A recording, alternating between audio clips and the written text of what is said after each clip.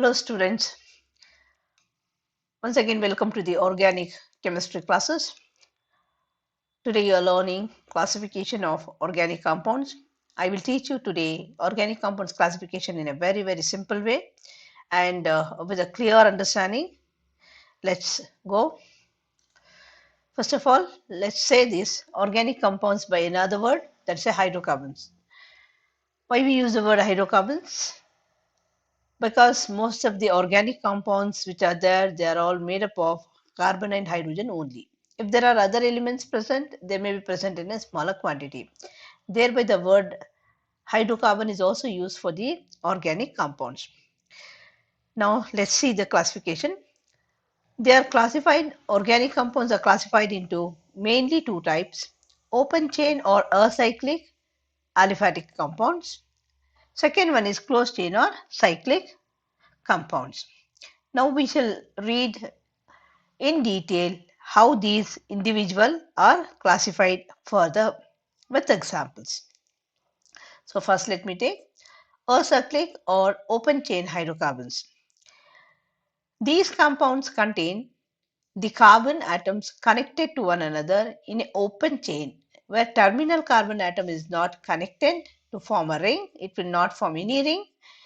It will remain in an open chain and there can be a double bond, a single bond or a triple bond in the chain. Let's see the further classification of these acyclic compounds. They are classified as saturated hydrocarbons and unsaturated hydrocarbons. Saturated hydrocarbons are those which contains single bond in the carbon chain. Unsaturated are those they will contain either a double bond or a triple bond in the chain. Saturated are also called by the name alkanes. Unsaturated, depending upon a double bond and a triple bond, they are called as alkenes and alkynes. Alkanes contains a single bond only. Alkenes contains at least one double bond in the main chain of carbon atom. Alkynes contain at least one triple bond in the carbon chain in the molecule. Let's see the examples for the alkanes. Here we have ethane and propane. You can see here in both the compounds there's a single bonds only present in the chain. In the alkene example, I have taken here ethene and propane. Similar one I have taken in all the places. In ethene, there is one double bond present, and in propane, there are three carbon atoms, and between two carbon atoms at one position, there is a double bond. Likewise, I have taken the examples in the ethyne, and you can see here in ethyne and propane, there is a one triple bond is present, and the all other carbon atoms which are there other than the triple bond, there's a tetravalency is satisfied with the hydrogen atoms. Now let us learn the cyclic or closed chain hydrocarbons. What are the cyclic or closed chain hydrocarbons? These are the compounds which contains the ring. The ring can be like this, where there is a single bond present. Each corner of the ring represents a carbon atom. Or there can be a ring which is containing alternate single double bonds. All the corners we call it as carbon is present. Or here you can see there are four corners where carbon is present, and in one there's oxygen. And here in this example, you can see there is a nitrogen present and alternate single double bonds present. So in these and in the last one, you can see there are seven carbon atoms, alternate single double bonds present. Here these examples has got some of them. Here you can see only the carbon, and some of them have got even other atom which we call it as a heteroatom like oxygen, nitrogen, or even there can be sulfur. All these which are present in the ring, mainly composed of carbon and hydrogen, they are called as cyclic or closed chain hydrocarbons. These are further classified into two types: homocyclic or carbocyclic. Another is heterocyclic. Homocyclic, homo means same, only containing carbon. So here we shall go with the detail further for the homocyclic or carbocyclic.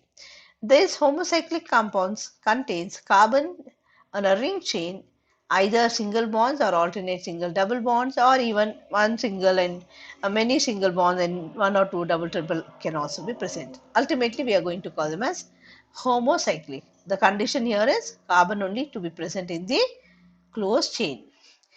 These are further classified into two types. One is alicyclic and another is aromatic. I have represented in the bracket homo, which means we are going to also read this in the heterocyclic with the same name. Okay, so alicyclic, which are coming under the homocyclic. What are those? These are the compounds which contains the carbon, and this carbon will be connected to the other carbon by the single bonds, or sometimes one or two double bonds also may be there. Example here I am taking here is cyclohexane. You can see here all the carbon atoms are connected and they are single bonded present in a closed chain. Other one, cyclobutane. But means 4, so 4 carbon atom ring. And now let's see what are the aromatic compounds, that is aromatic homocyclic compounds. Here we have the example. First one is benzene. The aromatic compounds are the compounds which contains a benzene ring, or I can tell they should contain alternate single and double bonds in the ring. That is called as aromatic. The ring contains compulsorily alternate single and double bonds in the ring, like benzene, the example. Other example is toluene I have taken. Okay. These aromatic compounds are further classified into two types.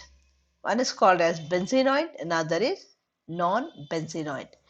Benzenoid contains definitely a benzene ring. Example also I have quoted here, benzene. Non-benzenoid compounds also contains rings with alternate single double bonds, but the ring is not a benzene ring. Here you can see this example tropone, where there are 7 carbon atoms are there and there are ring present in the azulene which are not like the benzene ring. These are called as non-benzenoid compounds.